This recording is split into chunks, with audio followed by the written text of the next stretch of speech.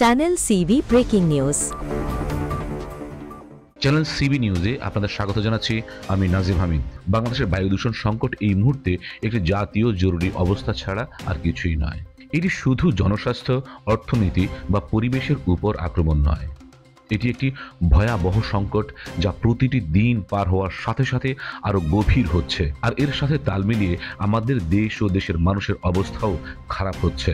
আমাদের দেশে পরিবেশ সংরক্ষণ আইন 1995 এবং বায়ু দূষণ নিয়ন্ত্রণ বিধিমালা 2022 সহ প্রায় 200টিরও বেশি পরিবেশ আইন রয়েছে, কিন্তু তারপরেও সে একই সমস্যা। আইনগুলো প্রয়োগ এখনো হতাশাজনকভাবে দুর্বল এবং অপর্যাপ্ত।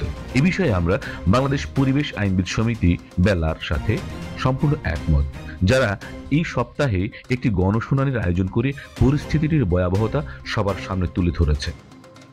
ঢাকা শহর প্রতিনিয়ত বিশ্বের সবচেয়ে দূষিত শহরগুলোর তালিকায় শীর্ষেই থাকছে। বিশেষজ্ঞরা দীর্ঘদিন ধরে এই বিষাক্ত বাতাসের কারণে নানা রোগের প্রাদুর্ভাব সম্পর্কে সতর্ক করে আসছেন। বায়ু দূষণের কারণে সৃষ্ট স্বাস্থ্যসেবার অর্থনৈতিক বোঝাটিও আমরা উপেক্ষা করে যাই। এই বোঝার সবচেয়ে বড় শিকার হয় মূলত নিম্ন আয়ের পরিবারগুলো, যাদের ভালো চিকিৎসা বা প্রতিরোধমূলক ব্যবস্থা নেওয়ার সামর্থ্য নেই। বায়ু দূষণ সংকটটি দীর্ঘদিন ধরেই একটি জাতীয় জরুরি অবস্থা, যার জন্য একটি সমন্বিত পদক্ষেপ প্রয়োজন। আর এর শুরু হতে পারে আমাদের বিদ্যমান আইনগুলোর কঠোর প্রয়োগ এবং আইন ভঙ্গকারীদের জন্য কঠোর শাস্তির বিধান নিশ্চিত করার মধ্য দিয়ে। আমাদের অবশ্যই এই চ্যালেঞ্জ মোকাবেলা করতে হবে, নইলে আমরা এক ক্রমবর্ধমান অসুস্থ জাতির ঝুঁকিতে পড়ব।